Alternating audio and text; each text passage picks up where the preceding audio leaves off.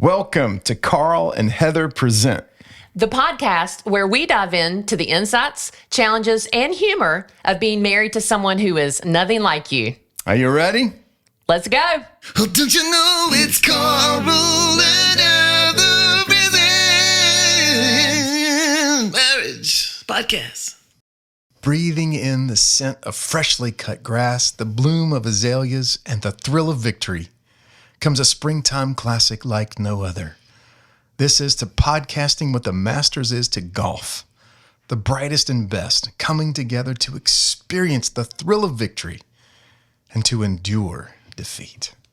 This is the only podcast that has more wins than Rory McIlroy. It's Carl and Heather Present. Wow. Rory McIlroy. That's a hard to say. But I was going to say, like, that's a slow clap. That's worthy. It's a golf clap. Oh, yeah. Thank you. Worthy of a golf clap. Yeah. That was impressive, babe. Well, I like to give the people what they want, which I think is more of me doing Doing that, right. fun openings. I think... no one's asking for it, but I think everyone's thinking, I hope he does another. I'm tuning in this week. I don't care anything about marriage. What I'm really here for. Wonder what it's going to be. See? That's probably it. I That's like probably that. That sums up a lot of our relationship. If though, I appreciate anything about you. I appreciate a lot about you. But if no one else appreciates it, I appreciate it. And speaking of things I appreciate, how about that little mug you're holding right there? I am drinking Appreciate that from a mug. Carl and Heather Present coffee mug. Yeah, if you're listening on Cheers. anything but YouTube, you need to go check out these mugs on YouTube and see what we're talking about. Maybe one day the listeners would be able to get their own I Carl don't and know. Heather We'll Present see. mug. We'll You know you see. fit the big time when you've got your own mugs, right? Cheers. That's how you can tell. Well, anyway, how are you doing otherwise? I'm doing good. I had a great experience. I got to go to the funeral of a dear friend, and obviously I was sad because my friend died. But I had been friends with Jim Wright for probably going on 30 years, and Jim actually introduced me to his son-in-law, who also became one of my dearest and closest friends, my friend David, who I know you know well. Yeah. But Jim, when I first met him so long ago, even before I met you, he was one of those guys. He prayed for me every week. And for about 10 or 15 years, he would call me every Wednesday and just let me know that he had prayed for me. Mm-hmm. And it was an absolute treasure to me to be friends with Jim. It was an honor to be at his funeral. And I flew out there, and I was coming home. I had flown back home from the funeral, and I was on the bus at the airport to ride to the parking lot. I always park in economy lot C at the airport. Okay. And so I was going back to C, and I ended up being the only passenger on this bus. It was me, and then of course the bus driver. And the bus driver just, as soon as we pulled away, he said, "What took you out of town? Are you coming back home?" I said, "Yes, I'm coming back home. I've been at the funeral of a friend." And I wanted to add one more piece of detail about Jim because I love Jim. And I said, "I've been at the funeral of a friend, and he was a great man. And he prayed for me every Wednesday for a really long time." Mm-hmm. That's what Jim was to me. And the bus driver didn't say anything else. But the next thing he did was he went, "Lord, I lift your name on high. Lord, I love to sing you." And it, like, full voice, just launched into this praise song. And I told him, I was like, hey, keep singing. And so I harmonized with him all the way to economy lot C. Right. And then Aww. he sang a song that I didn't know. And so I sang him one of my songs that he didn't know. And we had this worship time. And I just was blown away by this. I just said one thing about Jim. And this guy didn't know me from anybody. I just said one thing about Jim. And he took what I said about Jim and just gave God glory to lift up the name of the Lord. And we sang all the way on the bus ride back to the parking lot. And I got off and I was giving him a hug. And I said, "Hey, man, thank you so much for worshiping with me. It's been great to sing with you." I said, "What's your name?" He said, "My friends call me Hambone." So, Hambone, if you're out there, I'm kind of looking for you, man. I want you to come over to my house and we can sing dinner. some more. But it's Hambone. He drives a bus at B&A Airport, and he's awesome. Oh, I love that. Well, I love that I love, first of all, that you decided to take it a step further and not just say coming back from a funeral, right? Yeah. But you were going to say the things that you loved about Jim, right? Right. But then he decided, I mean, that was a little bit of a bold play for him, Incredibly bold. you know? And I think it teaches me, it encourages me to be bold Yes. in just what I do. If I feel like, hey, the Lord's calling me to step out in a certain way, it's a great picture of how now his bold step of faith, like you're telling that story, I'm encouraged and I'm thinking, what bold step of faith is the Lord calling me to? And then hopefully people who listen will think, oh, what bold step of faith is he calling me to because of Hambones? Or because of Jim's. Or because of Jim. Yeah, Because absolutely. Jim had the kind of life that pointed people to Jesus and compelled believers to Right. say, praise God Yeah. for his faithfulness. You know? And that is exponential. Like you were one of the people who filled a church to honor and memorialize Jim. And I bet every person has a story about Jim's faithfulness in their life. And so that's a cool story, babe. I love Well, it. I wanted to let everybody know Yeah, about thanks for my sharing friend that. Jim. Yeah. Right. He was a great, godly man, and love him so much. Yep. We want to let everybody that's listening to the podcast know Heather and I are going to be speaking at Weekend Remember in Jacksonville, Florida, May 16th through the 18th at the Hyatt Regency Jacksonville Riverfront. I think it's pretty awesome. Sounds fancy. If you want to come to the Weekend Remember to hear me and Heather and also a brother named Greg Speck Yes. teach and minister to marriages, go to familylife.com and use the code TEAMCART if you want to get $100 off registration to that conference. And if you're coming to the Jacksonville Weekend to Remember and you listen to the podcast, let us know. We want to meet up with you and say hello. We love meeting with people that listen to the podcast. And if you want to know more about where Heather and I are speaking the rest of this year and into next year, you can check out carlandheather.com. Yeah, that's awesome. You want to do some listener comments? To the listener comments. Yeah, absolutely. Let's get into this. These comments are from YouTube, Facebook, Instagram, Apple Podcasts, and Spotify. From YouTube, it says, wow, so beautiful. Love you, Auntie Carrie. You're such a beautiful woman and a beautiful heart that loves Christ. Inspiring. Love you both. Who's that, babe? I don't know who Who's said that it. for? Oh, it's for the episode that we recorded with Miles and Carrie Murphy. It was a 2-part episode, and it was on marriage and alcoholism.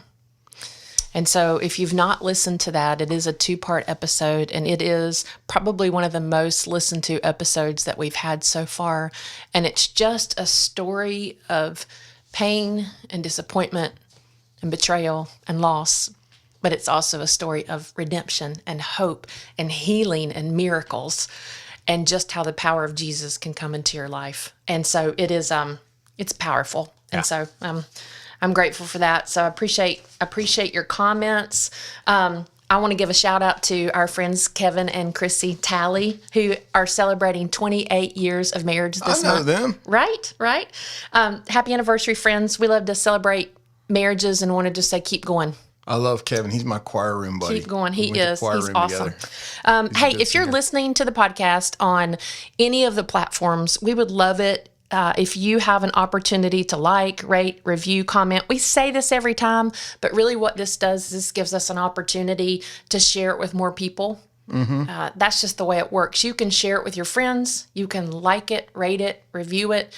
It takes a couple minutes to do that, but we would be so honored, and it would be such a gift to us if you do that. Even a couple seconds. Couple seconds, right? Not can even a do couple it. minutes. You can do it. You can pause right now and do it and then come back. Yeah, absolutely. So anyway, Well, how's it going for you, babe? What are you up to? it's going good. We are getting ready to enter into what I call Maycember. It seems weird. What is that? Yeah. So, December, right? Christmas. A lot of people, Love it. favorite time of the year for you. would be considered the busiest month, probably of most people's year. Yeah. But May-cember is kind of equal on the opposite end of the calendar in that, like, you've got all the things happening in May. You've got school ending. If you have school kids, you've got recitals and graduation and weddings and birthday parties and exams and travel, beautiful weather, which equals yard work. Like, you're looking at the state of your home and like, wow, we've weathered through the winter and now I got some things I need to do. Right. Yeah. And so there's just all these things at once and it feels kind of frantic. And one of the things I feel like that takes a back burner in May-cember or just in certain seasons of life is communication. Okay. And, for us, because we've talked about communication before, but I think it's worth mentioning again and talking about it in kind of a different way because we like to work together as a team. Like we love working together. We're together on purpose. We are. But we're by nature doers. Okay. So we both kind of get our cups filled by doing things. And so when we have a lot to do together, we can often neglect just connecting. And at the end of the day, we're like, oh, we've connected. We've been working together all day. But I really don't know anything else about your heart. I've really not communicated anymore with you. Or worse yet, I may think that we've communicated and it's not happened at all. Like I may think, oh, we've connected today. We've communicated. I'm understanding this. And we've not connected at all. So anyway. I have a joke. Oh, I love jokes. A pig falls off of a truck and a man stops to pick it up. He tried to catch up with the pig truck, but he was going too fast and he got pulled over by a cop. The cop said, "Where are you headed in such a hurry?" And the man said, "I'm trying to catch up to that pig truck." And the cop said, "You'll never catch it. You need to take that pig to the zoo." So the next day, the cop sees the man driving down the road super fast with the pig still. He pulls him over a second time and he says, "Hey, I thought I told you to take that pig to the zoo." And he said, "Well, I did, but we had so much fun that we're going to the beach today." So you see, the principle is that the cop said something, but the man didn't.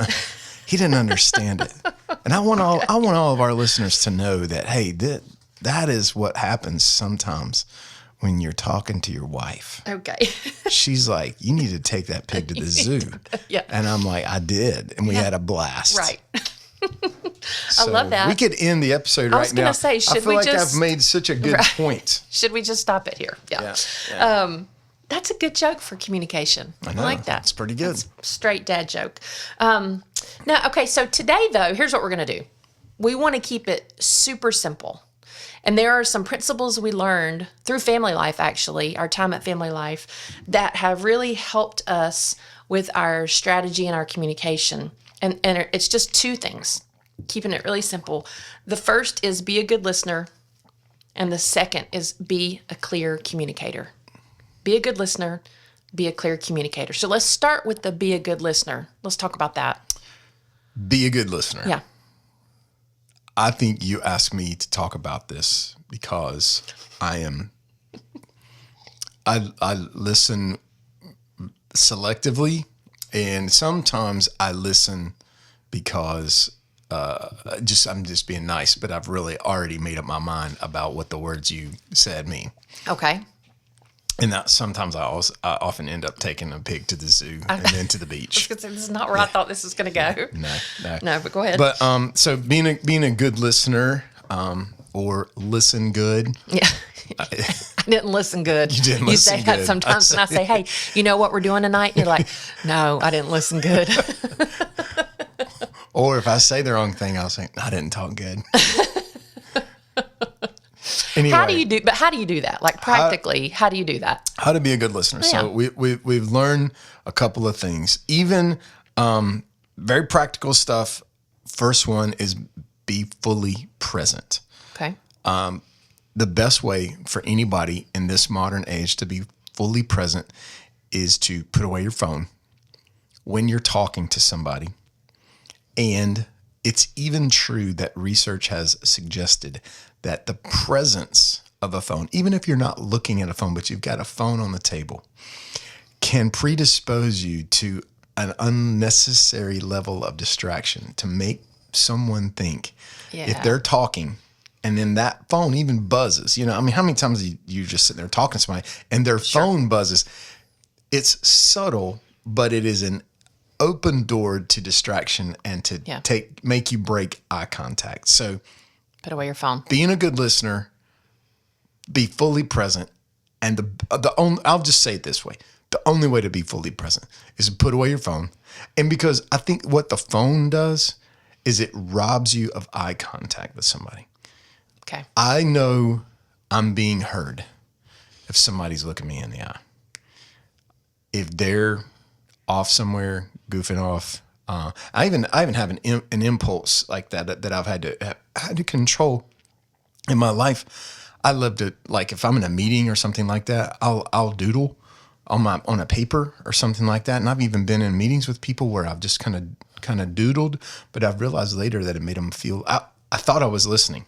But I realized later it made them feel that I wasn't like being fully present with them. And I wasn't in any way trying to communicate that, but it's the way it made them feel. They were like, I wasn't sure you were listening to me. Okay. I learned a very valuable lesson in that. So presence shows another person that their words and their emotions matter. So Okay. that's number one. Be Okay. a good listener by being fully present. Number two, practice reflective listening. Do you know what reflective listening is? I don't. Help me understand that. It's like basically you say back to me Okay. what I said to you. Like, hey, I've had a really hard day. Yeah. Oh, so you've had a hard day. Okay. So you're saying it back. Took me a minute to do it. Okay. I think of it in terms of like, you had see a Route 44 Diet Coke Okay. with lime and a cheese stick. Okay. And is that correct? Yeah. Yes. Okay. Route 44 with lime, Diet Coke with a cheese stick. Okay. Okay. See, the fast food Yeah, industry I like it. has figured out reflective listening. It's Okay. like, I'm going to say back to you what you said to me, and it helps you, and it worked because it reduces misunderstandings. That's 100%. One of the most disappointing things that people have in the fast food experience is that they go through a drive-through, they get down the road, and they've gotten a wrong thing. Well, it's a misunderstanding of communication. Be a good listener. Listen to understand, not respond. This is On hard a for scale me. of 1 to 10, Okay. give me a grade for that one. Is 1 the lowest and 10's the highest? 10 is like, I am like Brene Brown. Okay. And then 1 is like, not that. Yeah. Okay. 1 is like Trump. Okay. Oh my gosh. Okay. I don't know. I don't know. I would say I've never talked to either one of those people. Yeah. So. I would say you have grown exponentially in this area in our marriage. So I would give you a 7. Ooh, you almost said 6. I was going to say 6.5, but then I was like, can we do decimals here? But yeah, I would give you a 7. So listen to understand, not to respond. This is a thing for me because I am intuitive and I am smart and I do a lot of math with a little bit of numbers Okay. all the time. That's what I do. So, I catch myself doing that. I'll do it with the boys. I'll do it with you, because I have, that's just an impulse that I have. But mentally crafting your response while someone else is talking to you it's been widely studied that is detrimental to communication and relationships. People that do that often project a disconnection. They project a disinterest in what people are saying. And that's because I'm busy thinking of something else. I'm not actively listening to you. I'm not listening to understand you. I'm listening to respond. And our friend from our previous episode about marriage advice, somebody said, our friend David said a good piece of marriage advice that he got was be interested, not interesting. Yeah, I loved that. A lot of times people that are trying to be interesting, they're crafting, this is what I'm going to say next. But to be interested in you is how I show you and how you experience what it feels like to be heard. Yeah. So, all right, number 4 for me on be a good listener, pay attention to emotion as much as content. If you want to be a good listener, pay attention to emotion as much as content.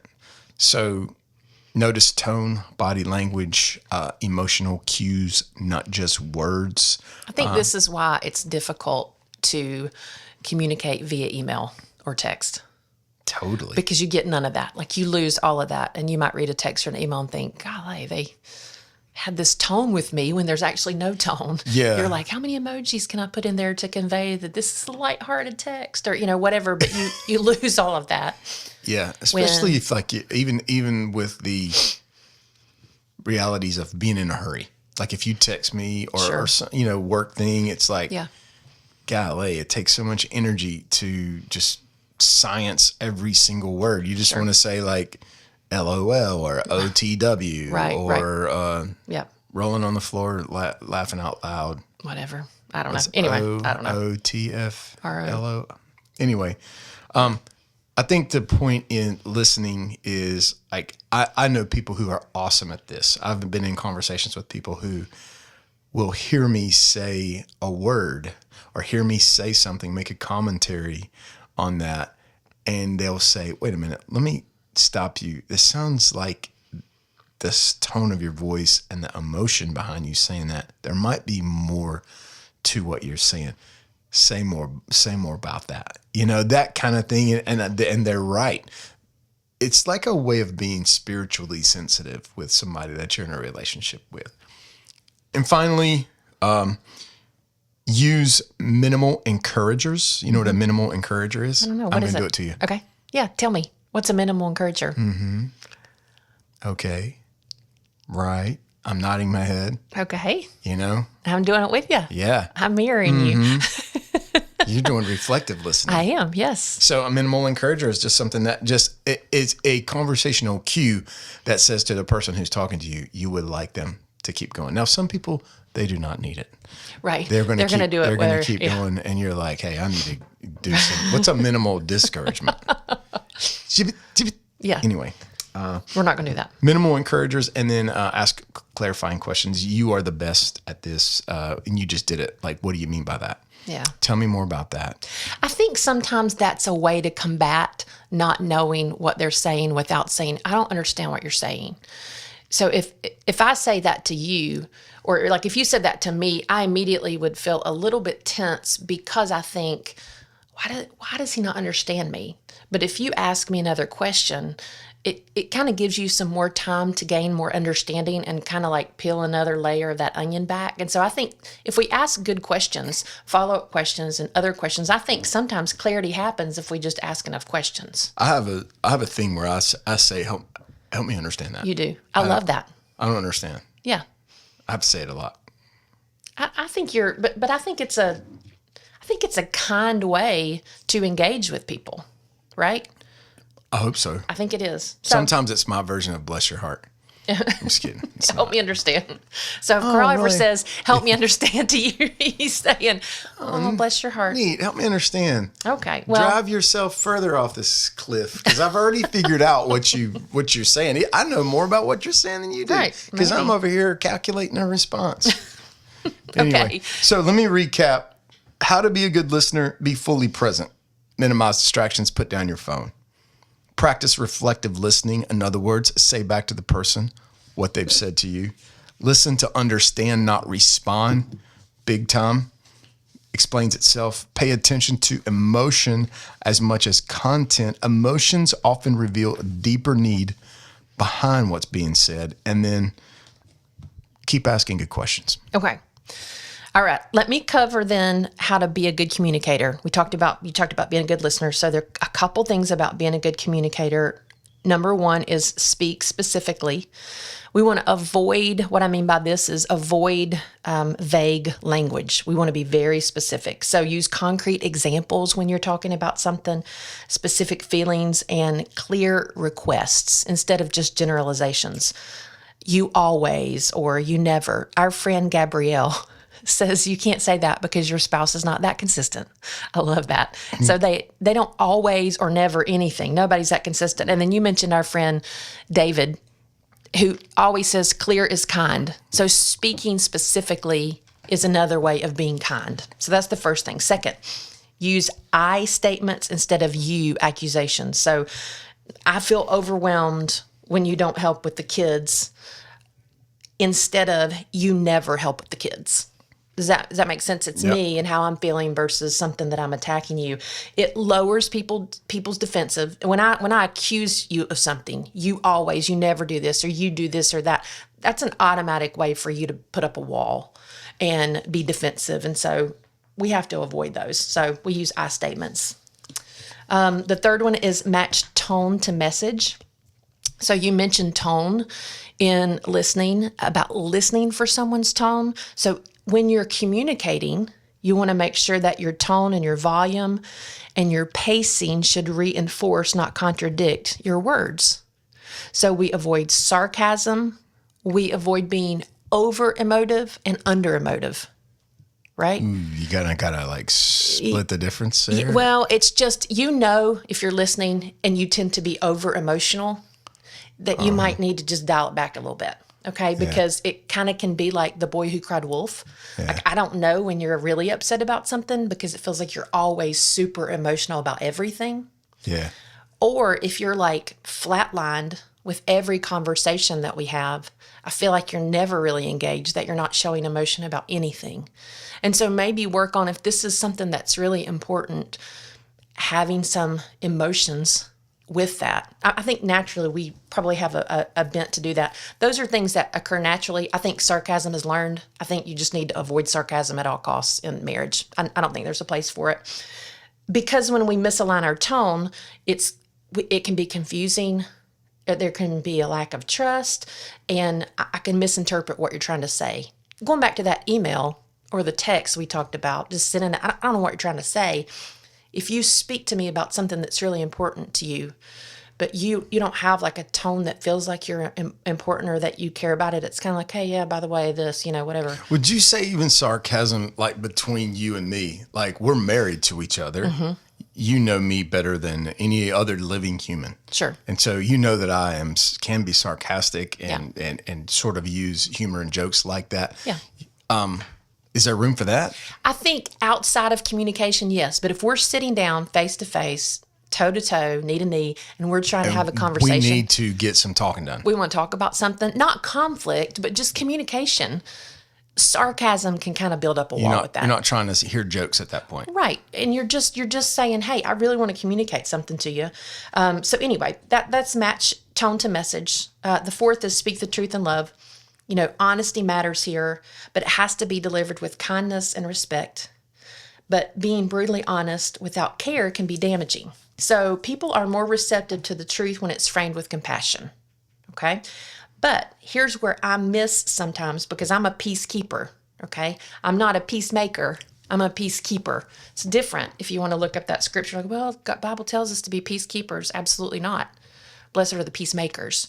And so I want to avoid conflict. So I may skip being honest to protect somebody's feelings. This is not just with you and me. This is with other people.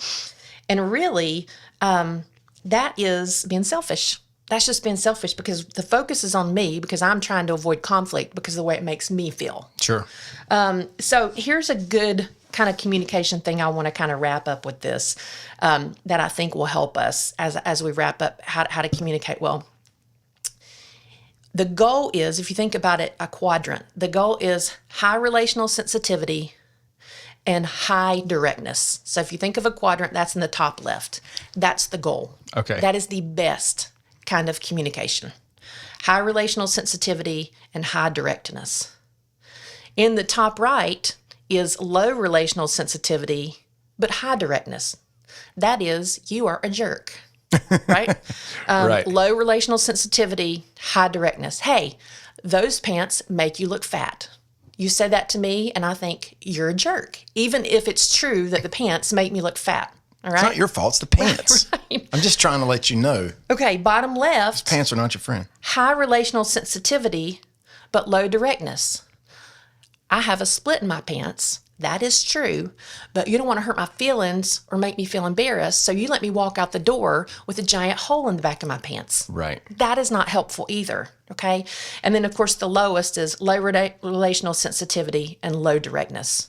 And that's just, I don't care about you, so I'm not going to tell you about the split in your pants, right? Yeah. I don't even care anything about It's you. like all of these, like these bottom three are like the worst boss you could ever have. Absolutely. Or the worst Yeah. teammate or partner. And sometimes I think in our culture, we tend to err on the side of high relational sensitivity and low directness.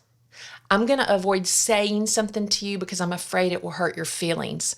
But that's not helpful. That's not kind. That's not loving. We want to speak the truth in love. And so we've got to learn to have high relational sensitivity and high directness. Ultimately, the goal of communication is to understand your spouse. Yeah. Wow. Okay, so where does this intersect with the gospel? Yeah. And the gospel, where does this intersect with the gospel? Speaking, listening, that kind of stuff. Mm-hmm. You know, Ephesians 4:15 says, speak the truth in love, growing in every way more and more like Jesus. Good communication between a husband and wife is one of the most fundamental cornerstones of a relationship. I think on all levels, if communication gets better, sex gets better, finances get right-sized, family gets healthier, purpose gets clearer. But, you know, we've given tips for listening. Mm-hmm.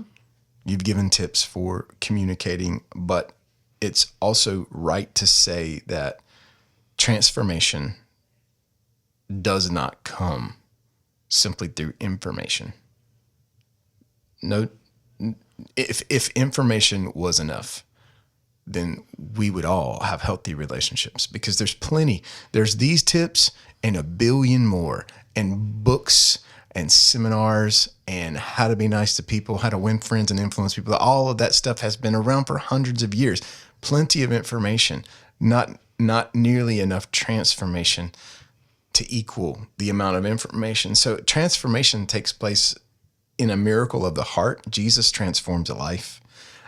This episode is about listening and speaking, and it's good to remember that Jesus is described as the Word becoming flesh. That's a picture of Jesus. So if information was enough, we'd be good, but it's not.